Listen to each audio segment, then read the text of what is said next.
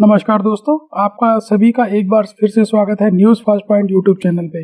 दोस्तों, आज की इस वीडियो में हम देखेंगे कि अब जब हम देखते हैं पाकिस्तान मीडिया को किसी भी डिबेट में, तो उनके मन में एक हताशा और एक चेहरे पे डर दिखाई देता है कि इंडिया किस तरह से डेली दिन ब दिन तरक्की करे जा रहा है और उनके देश में हर तरफ से कोहराम मचा हुआ है। ना वहाँ पे कोई सरकार चल पा रही है, ना उनके कर्जे खत्म हो रहे हैं और उन्हें देश चलाने के लिए और कर्जों की जरूरत है। तो चलिए दोस्तों, चलते हैं और देखते हैं डिबेट में और क्या क्या कहा गया। तो चलिए एटलीस्ट माने तो सही ना। हमारे यहाँ अच्छी चीज पता है क्या दुबे जी, अगर हमारे यहाँ कोई मसला है हम मानते हैं, फिर हम तनकीद करते हैं। सहाफी का काम होता है तनकीद बराए इस्लाह करना, ताकि जो गलत हो रहा है मुआशरे में वो ठीक हो, सुधार की तरफ जाए। लेकिन आप लोग तो मानते ही नहीं है। आप प्रॉपर डिफेंड कर रहे हैं नरेंद्र मोदी को, बीजेपी गवर्नमेंट को। क्या पॉलिसीज है बीजेपी गवर्नमेंट की? आप दिल पे हाथ रखिए, बताइए आप कैसे उनको डिफेंड कर सकते हैं, उनका दिफा कर सकते हैं? आपने एक बहुत मजे हुए पत्रकार वाला सवाल किया है और निश्चित तौर पर ये एक पत्रकारिता में ये सवाल किया जाना मैं तारीफ करूंगा आपकी पत्रकारिता की, लेकिन अब इसका मैं प्रत्युत्तर भी आपको दूंगा। आपका कहना हो सकता है वो तुम्हारे पास मुशाहिद हुसैन है वजीर खारजा बनाने के लिए। एक बच्चा जिसको कुछ 26 साल उसकी उम्र है, उसको कोई पता नहीं, और उसकी बचपना देखें।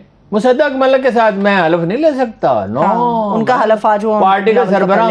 एक जगह पर आपका सवाल जायज है, पर आप ये भी तो सोचिए कि भाई जो मौलिक अंतर है वो क्या है। मौलिक अंतर ये है कि ठीक है, कहीं हो सकता है कि किन्हीं आंतरिक मसलों में मैं या हमारे देश के कुछ लोग आज जो मौजूदा प्रधानमंत्री हैं नरेंद्र मोदी, उनसे असंतुष्ट ना हो, असंतुष्ट हो। तो जो लोग असंतुष्ट हैं या अधिकतर लोग असंतुष्ट हैं या कम लोग असंतुष्ट हैं, उनके पास मौका होता है या चुनाव होती है या लोकतंत्र स्थापित है और पूरी पारदर्शिता के साथ चुनाव होती है। अगर असंतुष्ट होंगे, लोग निराश होंगे तो वोट नहीं देंगे और सरकार भी और की बन जाएगी। प्रधानमंत्री एक लोकतांत्रिक तरीके से यहाँ चुना जाता है, बीच में हटाया नहीं जाता। मुझे बेहद दुख है इस बात का। इमरान, मुझे बेहद दुख है कि मतलब एक प्रधानमंत्री एक कार्यकाल पूरा ना कर पाए और कभी सेना हस्तक्षेप कर दे, कभी कहीं और से इशारा आ जाए। अब तो अमेरिका से भी पता नहीं क्या क्या इशारे आने की बात करने लगी है। तो मुझे इस बात का बेहद दुख है, खासतौर से पाकिस्तानी आवाम के लिए जो इतनी महंगाई झेल रही है। और आवाम की समस्या इतनी नहीं होनी चाहिए। ये हुकूमतदार है या सेना है, मेरा उनसे भी यही गुजारिश कहिए, अनुरोध कहिए कि आवाम किसी भी देश की हो, बुरा हाल नहीं होना चाहिए महंगाई से, बेगारी से। तो उसकी थोड़ी परवाह करनी चाहिए। वो हमें मालूम है, क्योंकि कि देखिए, अगर हमारे पड़ोस में कोई भूखा रहेगा तो चैन हमें भी मालूम है कि कहीं ना कहीं से हमें भी नहीं मिलेगा और हमें भी कहीं ना कहीं मुश्किल करना पड़ेगा। क्योंकि बेरोजगार व्यक्ति जो होता है या जिसके पास में धन नहीं होता, तंगी झेलता है। आज आपके अड़ोस पड़ोस में अफगानिस्तान है, तो वहां पर भी आप जानते हैं कि स्थिति अच्छी नहीं है, बेहतर नहीं है। तो अगर जहाँ भुखमरी होती है, बेगारी होती है, सीरिया से लड़ा के भर्ती किए जा रहे हैं, तो ऐसा नहीं होना चाहिए। क्योंकि जहाँ गरीबी होगी, मुफलिसी होगी, तो हालात और भी ज्यादा बिगड़ेंगे। हम नहीं चाहते हमारे पड़ोस में हालात बिगड़े। हमारी शुभकामनाएं हैं पाकिस्तान के लिए। हम नहीं चाहते कि ठीक है। अच्छा हामिद साहब, ठीक है दुबे जी, मैं आपकी तरफ दोबारा आती हूँ। ठीक है, आपने काफ़ी डिटेल से जवाब दे दिया। हामिद साहब, ये जो अभी भारतीय फोर्सेस ने पुलवामा में इंजीनियरिंग कॉलेज के जो स्टूडेंट हैं उन समेत 2 कश्मीरी नौजवानों को शहीद किया है, यानी अब ये जो तलबा हैं उनसे भी डरते हैं, इनको स्टूडेंट से भी किसी किस्म का खौफ है, और ये खौफ है कि उनका कसूर ये कि वो तालीम हासिल करें, वो तालिब इल्म है। फिजा जी, कश्मीरी 12-12 साल के जो क्रिकेट खेलते बच्चे हैं, ये उनसे भी डरते हैं। ये उनको भी अगवा करते हैं, उनको भी जेलों में डालते हैं। 14,000 के करीब नौउम्र लड़के, कश्मीरी लड़कों को भारत की जेलों में डाल दिया गया है पिछले 2 सालों में। और दूसरी बात यह है, पिछले 6 दिनों में इन्होंने 15 के करीब कश्मीरी नौजवान बेगुनाह शहीद कर दिए हैं। तीसरी बात यह है कि ये बात तो बहुत अच्छी कर रहे हैं, लेकिन ये अमली तौर पर नहीं कर रहे। ये अपनी हुकूमत को नहीं देखते, जो कि एक तरफ बातें तो आप कर रहे हैं ना हमारे हमसाये होने की। आप हमारे यहाँ दहशत गर्दी करें, आप हमारे दोस्त चाइना के लोगों को मारें, आप हमारे यहाँ आकर अफगानिस्तान के रास्ते इन्फिल्ट्रेशन करें, प्रॉक्सी वार करें, और फिर आप कहें कि आप हमारा अच्छा चाहते हैं। नहीं, आपकी हुकूमत हमारा अच्छा नहीं चाहते। वो पागल जो है, पागल अगर आपको पत्थर मारे तो आप उसके इलाज का सोचो, बजाय इसके कि जवाबन उसको पत्थर मारो। अगर वो एक्सप्लॉइट हुई है, मिसयूज हुई है, मैंने कहा ना ब्रेन वॉश कर दी गई है, कभी सुना आपने कि किसी जज ने, किसी अदालत ने दुनिया में हथियार को सजाए मौत दी हो? हत्यारा कातिल होता है, बाजार देखने में तो हथियार। तो ये औरत अगर बतौर हथियार आला कार के तौर पे इस्तेमाल हुई है, मुझे नहीं पता सूरत हाल का। बात शर्मनाक है।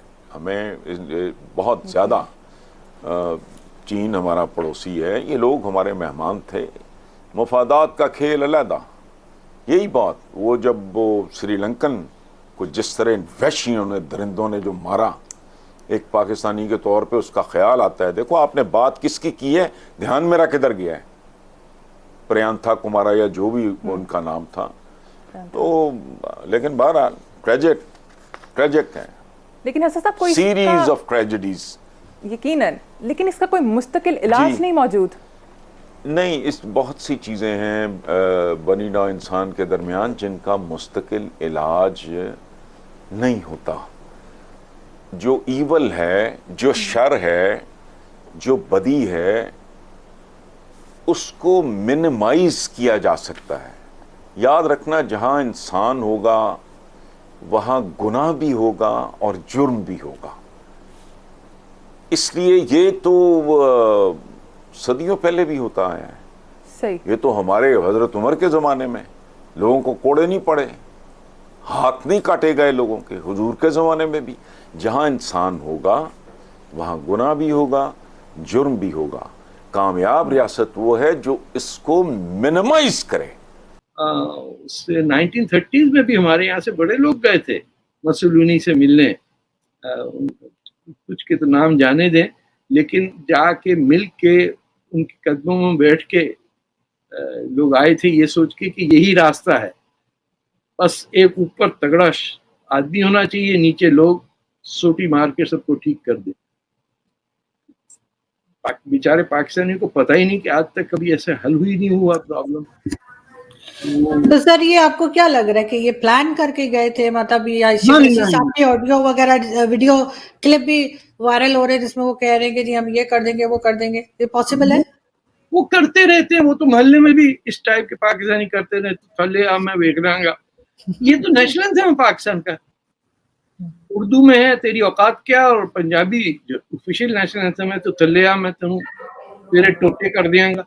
तो आम जिसे पंजाबी में हम भड़की कहते हैं, ये 90 पाउंड का पहलवान जो होता है वो भी इसी तरह तड़ियां दे रहा होता है। He is got nothing